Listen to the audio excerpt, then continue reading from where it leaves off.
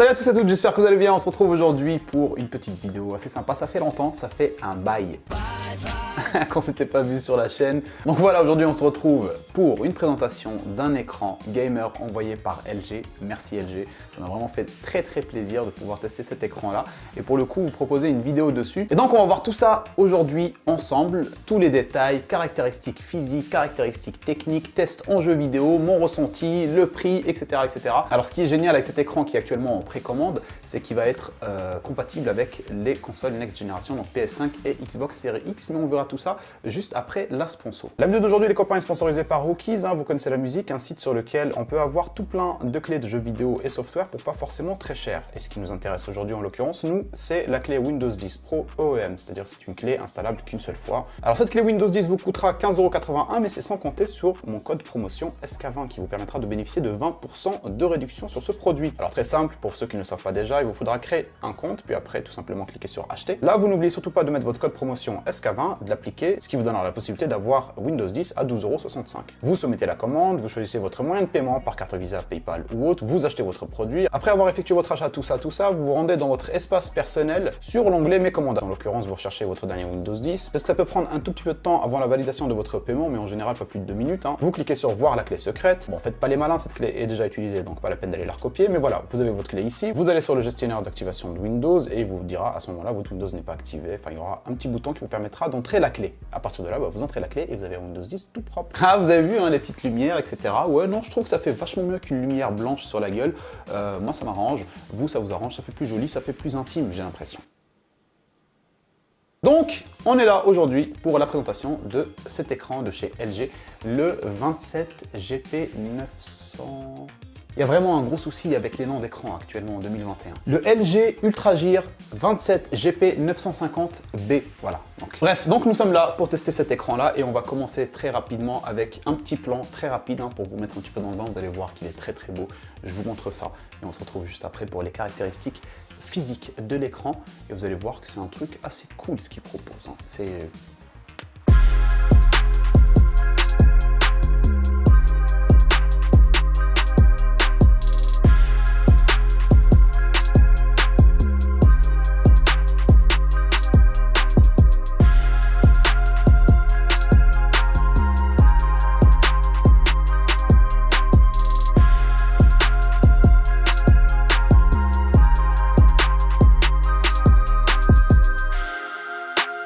Bon, je vous passe la transition, ouverture du paquet, etc. Comme vous pouvez vous en rendre compte, il est déjà installé sur mon setup. Donc voilà, je me suis dit, pour le tester sur quelques temps, voilà, il fallait que je le mette bien. Et j'avais refait le câble management il n'y a pas très longtemps. Je vous avoue que j'avais pas envie de poser un pied avec les câbles qui dépassent. Non, je voulais rester clean. Parce que le problème avec moi, c'est que quand je me laisse aller, c'est fini après. Donc voilà, je me suis dit, je le mets directement sur le bras écran. Et du coup, forcément, il n'est pas sur son bras, comme vous avez pu le remarquer. Allez, let's go pour les caractéristiques physiques ensemble et on enchaînera par les caractéristiques techniques juste après. Pour le design, on retrouve clairement un style épuré avec des bords assez fins, écran plat, taille 27 pouces. À l'arrière, c'est une sacrée surprise quand je l'ai vu, quand j'ai compris qu'est-ce qu'on pouvait faire avec ça. C'est beaucoup plus imposant. Avant de vous affoler et de vous dire qu'est-ce que c'est que ça, etc. à l'arrière, d'abord, nous allons voir les connectiques, etc., les boutons, tout ce qu'il y a sur l'écran. Et puis nous verrons par la suite cet anneau RGB à l'arrière qui est plutôt génial, vous allez voir. Alors, les connectiques, on part donc sur deux prises HDMI 2.1 qui vous permettront de jouer en 4K, 120 images par seconde. Autant dire, donc, comme je vous le disais tout à l'heure, qu'il est compatible avec les consoles Next Generation, PlayStation 5 et Xbox Series X,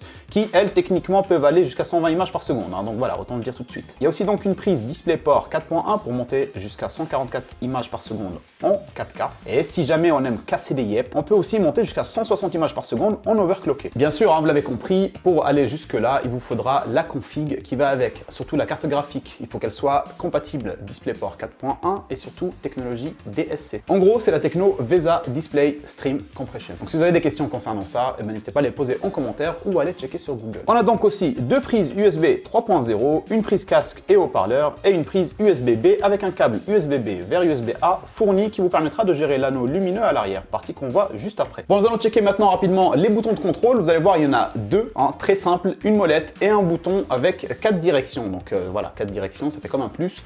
Très simple, hein, ils sont juste en dessous, mais vous allez pouvoir faire pas mal de choses avec ces deux boutons justement. Alors petit bouton juste en dessous qui lui va nous permettre de faire plein de choses, vous allez voir. Donc on a 4 directions, comme un peu une sorte de touche directionnelle du manette de PlayStation par exemple. Donc quand vous allez pousser vers le haut, vous allez pouvoir gérer la luminosité, donc augmenter. Quand vous tirez vers le bas, vous baissez la luminosité, c'est simple, hein.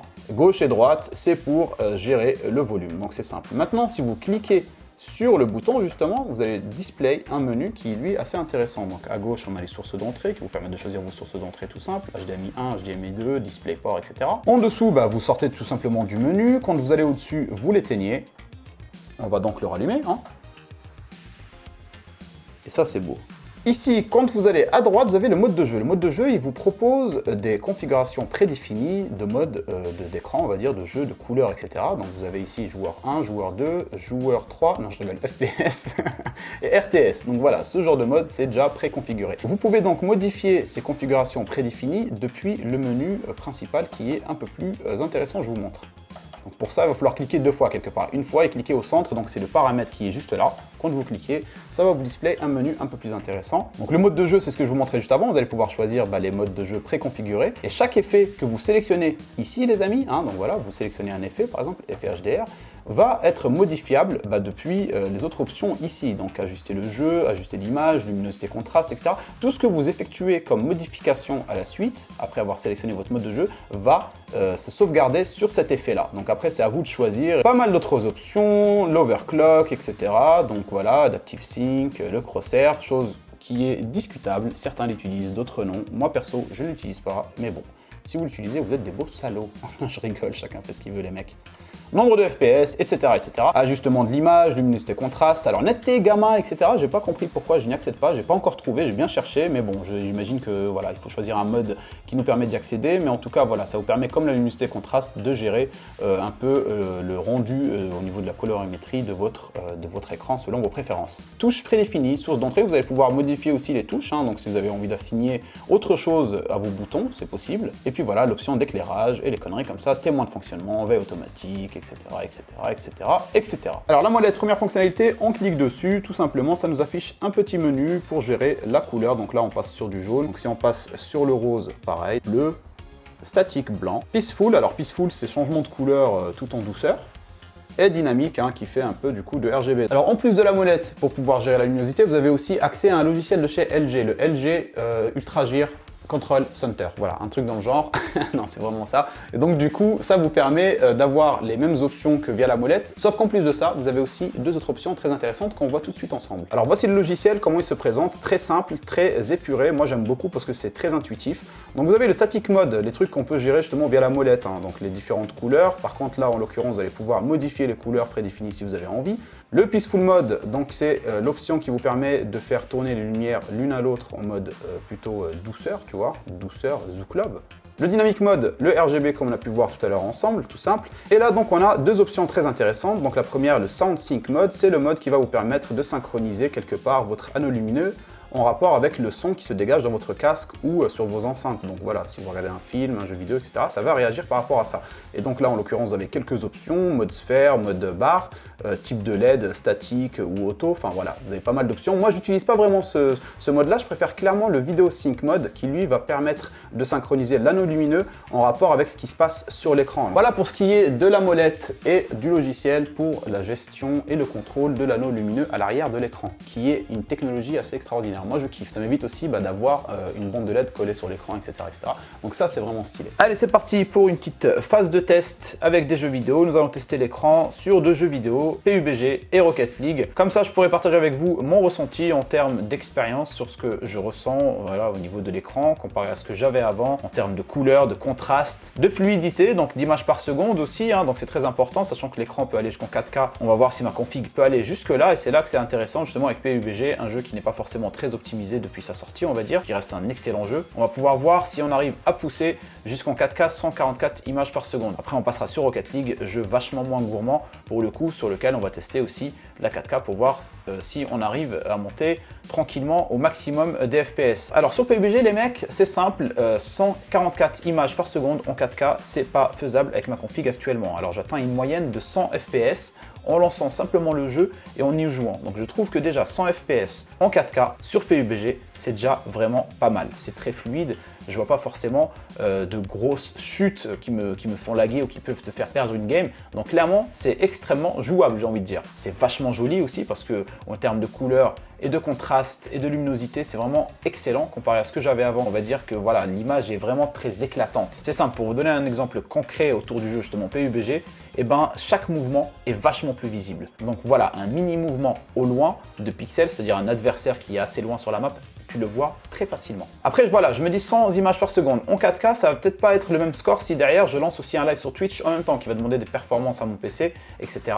etc. Donc du coup, j'ai préféré faire d'autres tests. Je suis passé en 2K. Donc 2K qui est aussi une très bonne résolution. On voit quand même une petite différence forcément de détail et de netteté, mais en tout cas, ça reste quand même extrêmement jouable aussi. Et là, on monte très rapidement à 130 images par seconde, voire presque 140. Donc je dirais s'il y a une moyenne, ça serait 135, voilà, entre les deux. Clairement, ça vacille entre les deux, donc ça devient un peu plus fluide, forcément on s'en rend compte, mais derrière on perd un tout petit peu de qualité graphique, ce qui n'est pas forcément la fin du monde. Donc c'est à vous de choisir selon vos goûts et couleurs et selon surtout votre config. On passe maintenant sur Rocket League, jeu vachement moins gourmand que PUBG, on peut le dire, très optimisé, très léger. Et pour le coup là, c'est voilà, sans surprise, 144 images par seconde quasiment tout le temps. On va dire il y a quelques drops de temps en temps quand il y a des explosions de buts ou des trucs comme ça, mais bon, rien de ouf, rien de ressenti en tout cas. Mais voilà, on est à 144 images par seconde en 4K tout le temps. Donc voilà, jeu très fluide, très beau. Et en termes de couleurs, je peux vous le dire que ces derniers temps, je joue pas mal de temps sur Rocket League. Alors je ne vais pas faire une comparaison de cet écran-là avec le mien d'avant en citant les marques ou autres,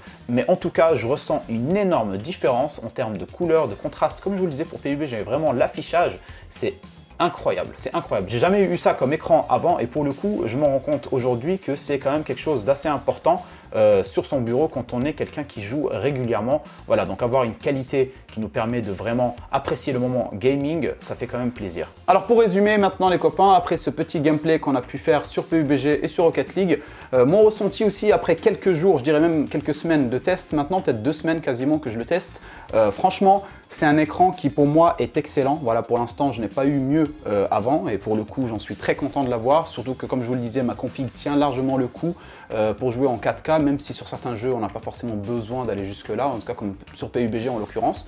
Voilà, je suis très satisfait. Alors, 2 petites choses qui peuvent très vite venir poser problème, c'est que pour le coup, pour certaines personnes, le 27 pouces n'est pas assez grand. Moi, pour moi, c'est parfait, qui aime jouer un petit peu focus sur l'écran, j'aime pas trop mettre des coups de tête à droite à gauche. Pour moi, c'est parfait. Donc voilà, ça c'est quelque chose qui peut peut-être déranger certaines personnes en soi. Il y en a plein déjà qui m'ont dit ça, 27 pouces c'est un peu petit, etc. Donc voilà, là c'est une question vraiment de goût et de couleur. Autre chose qui peut venir vraiment maintenant apporter un point négatif à cet écran, si je lui en trouvais un, c'est le prix. Le prix, il est à 899 € sur le site, donc quasiment 900 €. Donc 900 €, je trouve que c'est un prix qui est très élevé, hein. On peut le dire, on va pas se mentir.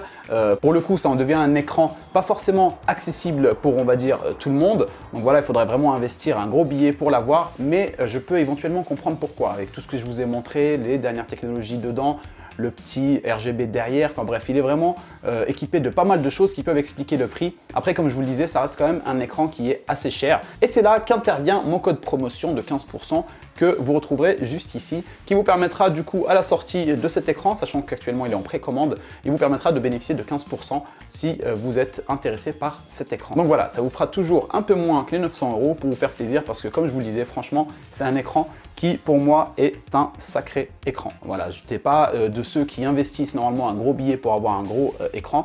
En l'occurrence maintenant avec un écran de ce prix-là, je peux éventuellement comprendre pourquoi certains écrans peuvent coûter assez cher avec ce qu'ils proposent en termes de design, en termes de caractéristiques physiques et techniques. Pour le coup, franchement, je peux que valider. Donc là, il faudra faire peut-être un peu d'économie. Bref, voilà les gars, c'est la fin de cette petite vidéo. J'espère qu'elle vous aura vraiment plu et que ça a été clair. En tout cas, j'espère que je vous ai montré un maximum. Si ce n'est pas le cas, n'hésitez pas à me le faire remarquer en commentaire. Certaines choses que j'ai peut-être oublié d'aborder ou autres, j'en prendrai note pour les prochaines. En tout cas, voilà, j'espère que la vidéo vous aura plu. Si c'est le cas, un petit pouce bleu comme d'habitude, ça fait toujours plaisir, ça soutient la chaîne. Il ne me reste plus qu'à vous dire les gars, portez-vous bien, bonne journée, bonne soirée, tout dépend à l'heure à laquelle tu regardes cette vidéo. Moi, je te fais un gros bisou et je te dis à bientôt. Ciao, ciao.